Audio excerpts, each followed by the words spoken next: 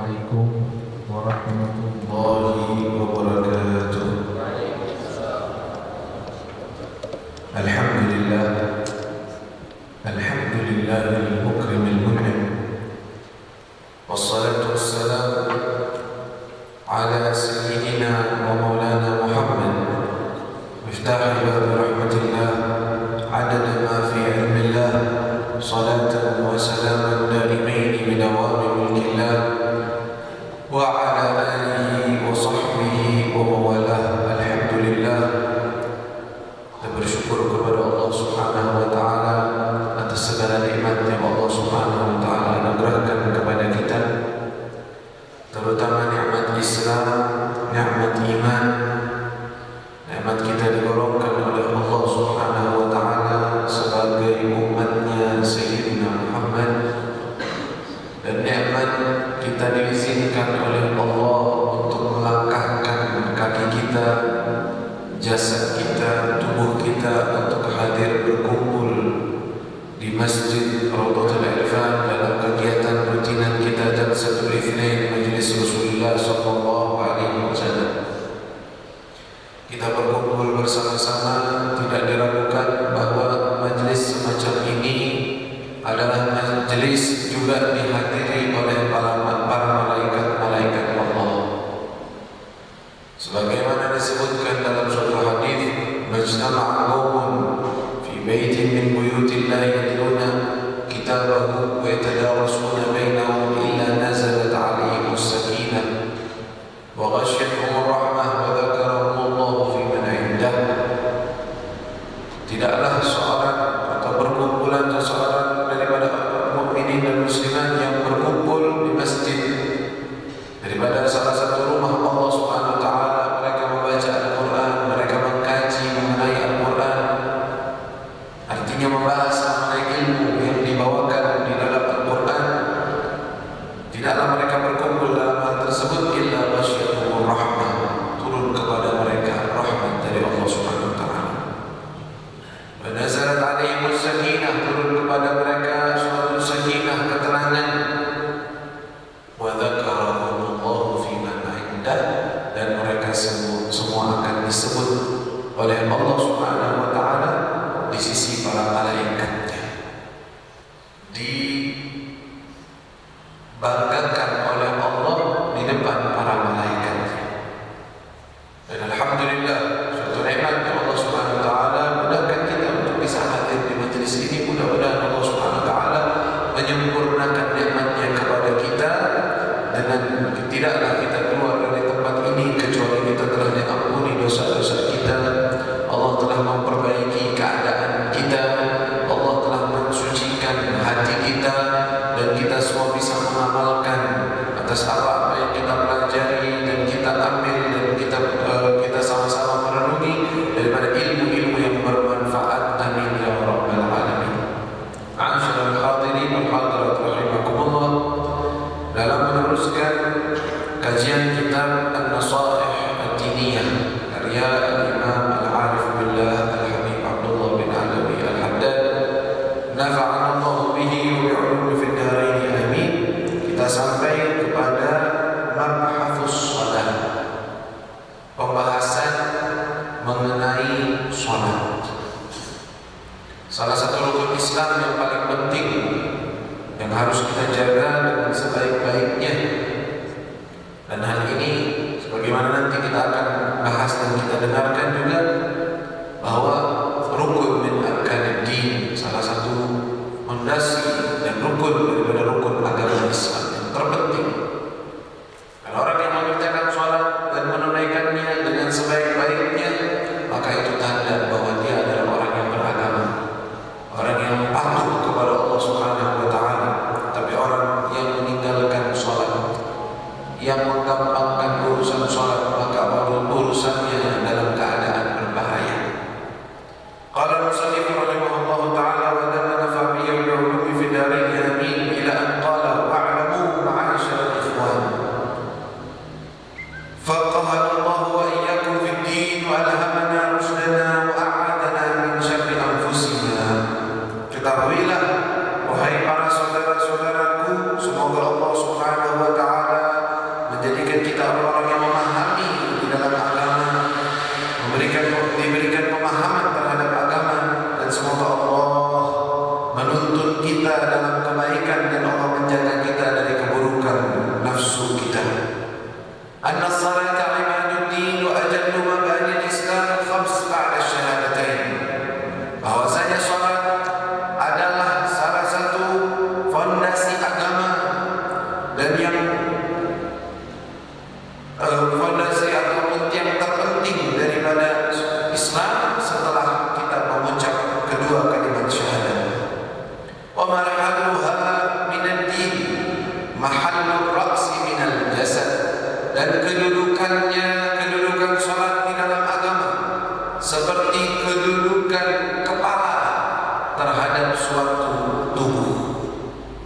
Fakama annahu la hayata liman la ra'sa lah, fakadzalika la dina liman la salata lah, kadzalika warada fil akhbar. Sebagaimana tidak ada kehidupan bagi orang yang tidak memiliki kepala, begitu juga tidak ada agama bagi orang yang tidak melaksanakan sholat. Sebagaimana hal tersebut telah diriwayatkan dalam suatu riwayat. Ja'alallahu wa iyyakum minal hafidhin wa hafidhina 'ala as-salah al-muqimina laha al-khashi'ina fiha ad-da'imina 'alayha. Bidzalika amara Allahu 'ibadahu al-mu'minina fi kitabih wa bihi wasafahum.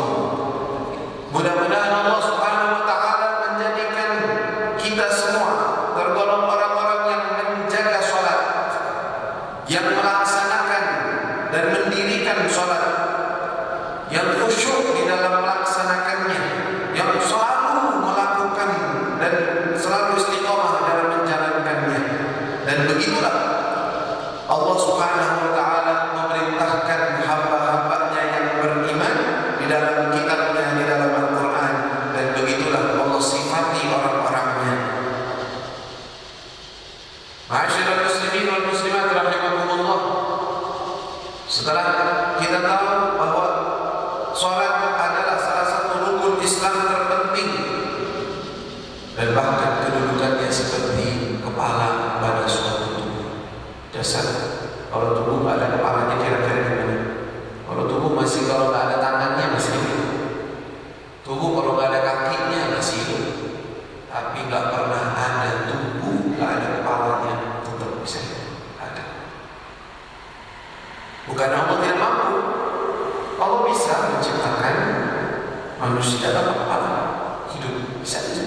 Tapi ketetapan Allah bahwa ini adalah salah satu hal penting di dalam sosok hidup manusia. Bisa saja manusia ada tangannya, ada kakinya, tapi kepala harus ada. Kedudukan sholat di dalam agama seperti kedudukan kepala pada suatu tubuh. Jadi kalau seandainya agama itu suatu tubuh utuh, maka sholat adalah kepalanya. Bagaimana jika seorang tidak sholat?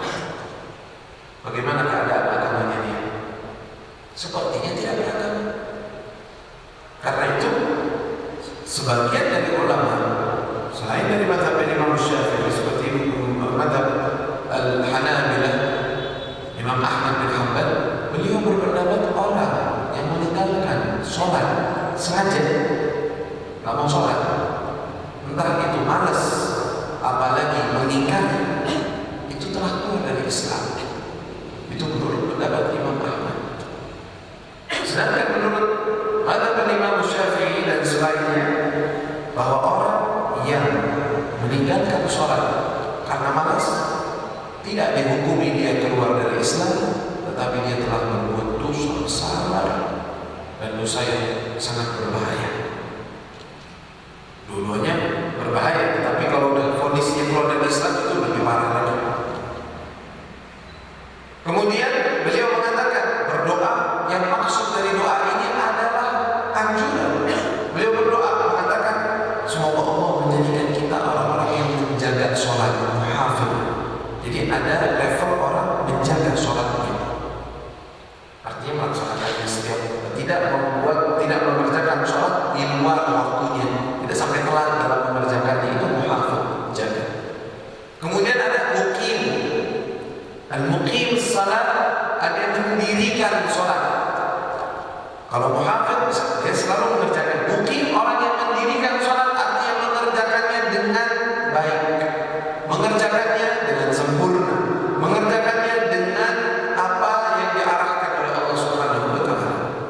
Dan pembahasan tentang bagaimana atau ciri-ciri atau kategori orang yang mendirikan salat dan menjaga salat dengan baik, beliau akan bahas dalam beberapa ucapan beliau dalam setelah ini. Dan juga ad-daimi al-khashi'ina fiha, yang khusyuk di dalamnya. Khusyuk di dalam salat adalah suatu poin penting yang nanti kita akan bahas juga dalam babnya sendiri. Khusyuk di dalam salat. Dan ini perlu kita jadikan target dalam hidup kita. Target kita dalam hidup, kalau ditanya kau punya target hidup apa? Sebanyak dari kita mungkin responnya langsungnya, secara langsung dia akan menjawab, target saya bisa sukses, bisa punya duit banyak, punya rumah, punya kerjaan, punya keluarga. Ya? Target kita, kalau kita yang beriman kepada Allah, yang sudah belajar di majelis, target kita apa? Bagaimana caranya saya menjadi orang yang muqim salat, yang khusyuk di dalam salat. Jadikan target hidup.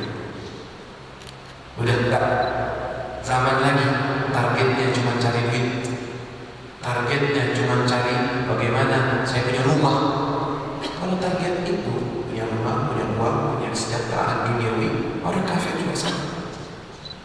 Masa kita sama dengan orang kafir dalam bertarget, sedangkan kita beriman kepada Allah Subhanahu wa taala? Kita rubah target kita. Salah satu target hidup saya, target saya ngaji di tempat ini, saya belajar di tempat ini, hadir di dalam majelis. Salah satu target saya ingin sholat dengan khusyuk, sholat dengan baik, sholat sesuai dengan yang diperintahkan oleh Allah Subhanahu wa taala. Ini baru target. Dan orang yang benar-benar menjadikan itu sebagai target pasti akan ada usaha, pasti akan mengoreksi sholatnya setiap hari. Saya bagaimana nih menjadi sholat? Aduh, hari ini kurang. Saya masih banyak pikiran. Saya banyak mikirin ini, banyak mikirin itu. Bagaimana caranya biar tak kepikiran di dalam sholat? Bagaimana caranya biar saya benar-benar di sholat, ketika sholat benar-benar sholat. Yang saya pikirkan hanyalah sholat. Yang saya pikirkan bagaimana saya khusyuk di dalam sholat. Ini baru target. Kita niatkan. Ini salah satu niat kita dalam menghadiri majelis, dalam menghadiri acara-acara semacam ini adalah memperbaiki keadaan diri kita. Lalu beliau mengatakan, wabihi wasafahum ala wabihi wasafahum faqala. Jadi Allah mensifati orang-orang mukmin sejati itu sifatnya begitu. Sifatnya apa? Menjaga sholat, mendirikan sholat, khusyuk di dalam sholat. Itu sifat-sifat mereka. Daim selalu di dalam keadaan sholat. Lalu beliau menukil firman Allah, hafidhu ala salawati was salatil wusta wa qumu lillahi qanitin. Hafidhu, jagalah. Hafidhin. Poin pertama, kata beliau kan itu sifatnya orang-orang mukmin, dan begitulah perintah Allah untuk kita menjaga. Mana dalilnya bahwa Allah memerintahkan kita untuk menjaga sholat? Qauluhu ta'ala, wa hafidhu ala salati, hafidhu ala salawati was salatil wusta. Jagalah kalian oleh orang-orang yang beriman pada sholat kalian, terutama sholatul wusta, dan juga sholat yang di tengah-tengah atau sholat yang paling afdal. Jadi kalimat wusta diartikan afdal, paling mulia atau paling afdal, atau yang di tengah-tengah waktu. Lalu beliau mengatakan, fas-salawatu hiyal maktubatul khams. Salat-salat yang disebut di dalam firman Allah itu adalah salat 5 waktu, adh-dhuhr wal 'ashr. Salawat hiya salawatul khams, adh-dhuhr wal 'ashr wal maghrib wal 'isya was subh. Fatilka hiya salawat allati la yas'u ahadan minal muslimina tarka syai'an minha fi halin min al-ahwal ma dama yaqin. Itulah salat yang tidak boleh ada seorang muslim yang meninggalkan salah satu dari sholat 5 waktu tersebut selagi dia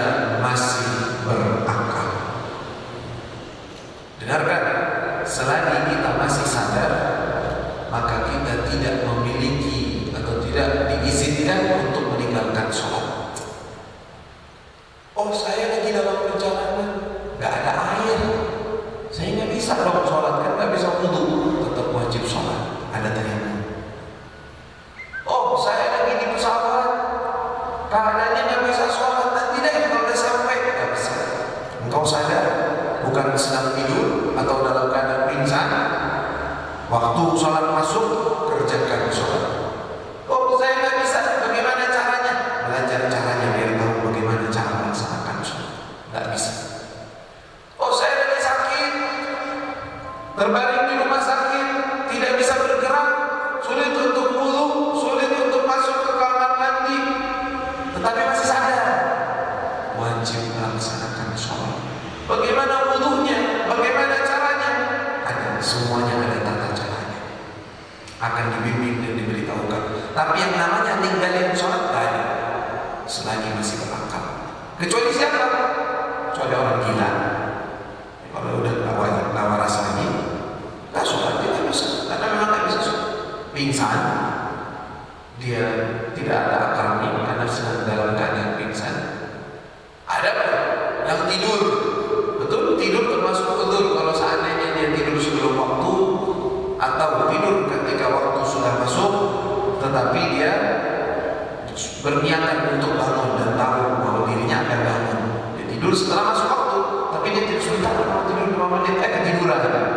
Betul, tak dosa dia. Tetapi tetap wajib dulu kalau orang-orang yang semacam ini. Tetapi selagi kita masih berakal, sholat tidak boleh kita tinggalkan. Jangankan dalam keadaan berakal, dalam keadaan genting perang, lagi ngangkat senjata, seandainya masuk waktu sholat, tak boleh ditunda sholat. Oh, terus gimana ya? Kita lagi perang, ya sekolah atau lagi tembak-tembakan sama orang. Gimana? Tetap sholat. Oh, gimana caranya sholatnya? Masa ya sholat dulu ya, dari Allahu Akbar, kita mati dong dibunuh. Oh enggak, ada tata cara. Babnya dalam kitab fikih namanya bab sholatul khauf. Ada babnya. Yang ngaji Safinah nggak tahu belum ada tuh babul khauf, sholatul khauf. Sholat dalam keadaan takut, sholat dalam keadaan genting. Bahkan ada sholat syiddatul khauf, ada sholatul khauf, ada sholat syiddatul khauf. Qala ta'ala fa in khiftum farijalan aw rukbanan. Kalau kalian dalam keadaan genting dan takut, maka tetaplah sholat walaupun dalam keadaan berkendara ataupun sedang berdiri. Jadi tetap tuh kita perang, tapi sholat Allahu Akbar, sallallahu liman hamidah. Nggak boleh tinggalin sholat, nggak boleh mengeluarkan sholat dari waktu. Tuh ya. Sampai ada bab sholatul khauf, bab syiddatul khauf. Diajarkan di dalam syariat bahwa kalian bahkan bukan saja sholatnya boleh dan dianjurkan berjamaah, bayangin itu. Sholat berjamaah dalam keadaan syiddatul khauf, perang nih. Sholat berjamaah, imamnya Allahu Akbar, tapi kita ini perang, ada caranya. Ya, di dalam kitab-kitab fikih disebutkan tata caranya, hukum-hukumnya, hal-hal yang membatalkannya, hal-hal yang dibolehkan di dalam kondisi semacam itu, semua diajarkan. Lalu beliau mengatakan, walau balagha bihi al-'ajz wal marad ila aqsa ghayati, walaupun dia sangatlah dalam keadaan sakit, dalam keadaan apapun, selagi masih berakal, maka tetap dia wajib mengerjakan sholat. Kemudian beliau Imam Haddad menjelaskan tentang firman Allah was-salatil wusta, jagalah sholat 5 waktu dan juga sholat wusta. Sholat wusta ini sholat apa? Dari sholat 5 waktu ini maksudnya sholat wusta. Kata Imam Haddad, hiya al-'asr. Sholat wusta adalah sholat asar. Jadi 5-5-nya sholat semuanya penting, tapi paling afdal dari semua sholat menurut pendapat Imam Haddad dan juga banyak ulama lainnya adalah sholat asar. Sebagian ulama yang lain mengatakan sholat wusta adalah sholatul fajr, sholat Jumat. Terlepas dari perbedaan pendapat tersebut, Imam Haddad mengatakan itu adalah sholat asar, artinya ditekankan lebih untuk mengerjakan sholat asar tersebut. Kata beliau, kama warada bihi al-hadith as-sahih, kama warada bihi al-hadith as-sahih, khassa Allah bi-dzikri bi ziyadatil fadl wa syaraf. Kenapa Allah tambahkan sholat itu dengan ditambahkan disebutkan? Karena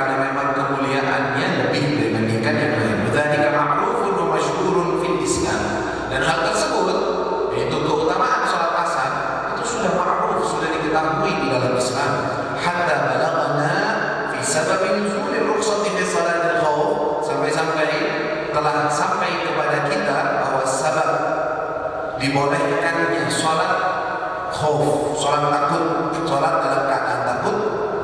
Annal muslimina kanu ma'a Rasulillah fi ba'd al-ghazawat.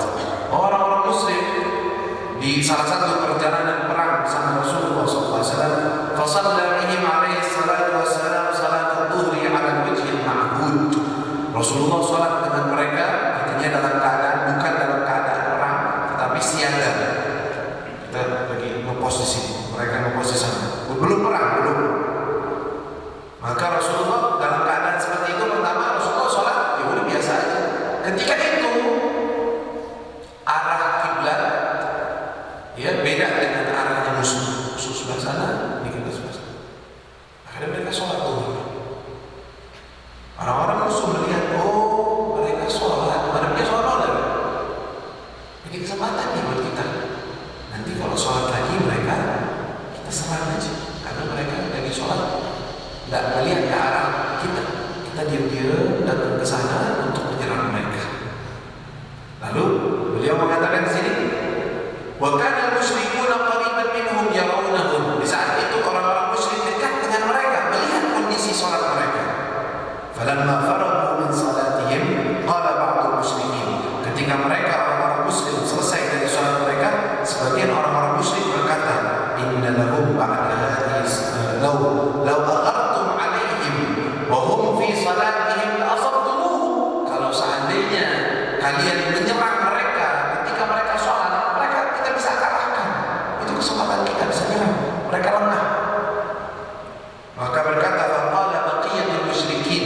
Sebagian orang musyrik yang lain berkata, inna lahum ba'da hadhihi as-salati salatan hiya ahabbu ilaihim min abaihim wa abnaihim. Dirikan salat. Ya. Nanti beliau akan membahas mengenai salat itu ada zahir dan ada batin. Insyaallah dalam pertemuan yang akan datang kita akan bahas lagi tentang salat dan kita niatkan. Sebagaimana tadi kita sebutkan, salah satu target kita dalam kehidupan ini, bagaimana caranya saya tergolong orang yang menjaga sholat, orang yang mendirikan sholat, orang yang khusyuk di dalam sholat. Mudah-mudahan Allah Subhanahu Wa Taala bukakan hati kita, Allah jadikan kita orang-orang yang benar-benar melaksanakan sholat, orang-orang yang benar-benar menjaga sholat, orang-orang yang sholat dalam keadaan khusyuk, sehingga kita bisa menikmati daripada salah satu makna daripada nikmat yang munajat kepada Allah Subhanahu Wa Taala di dalam salat kita, di dalam rukuk kita, di dalam sujud kita, sehingga sebagaimana Nabi SAW dijadikan oleh Allah qurratu ain, sesuatu penyejuk hati Nabi Muhammad adalah salat. Allahumma ja'al salata qurratu ainin lana. Ya Allah, jadikanlah salat adalah qurratu ain, penyejuk hati kami juga ya Allah. Jadikanlah ya Allah salat yang kami laksanakan adalah penyejuk hati kami ya Allah, sehingga kami benar-benar bisa melaksanakan salat sesuai dengan apa yang Engkau perintahkan dan Engkau mau. Amin ya rabbal alamin. Wa sallallahu ala sayyidina Muhammad wa alihi wasallam. Alhamdulillahi rabbil alamin.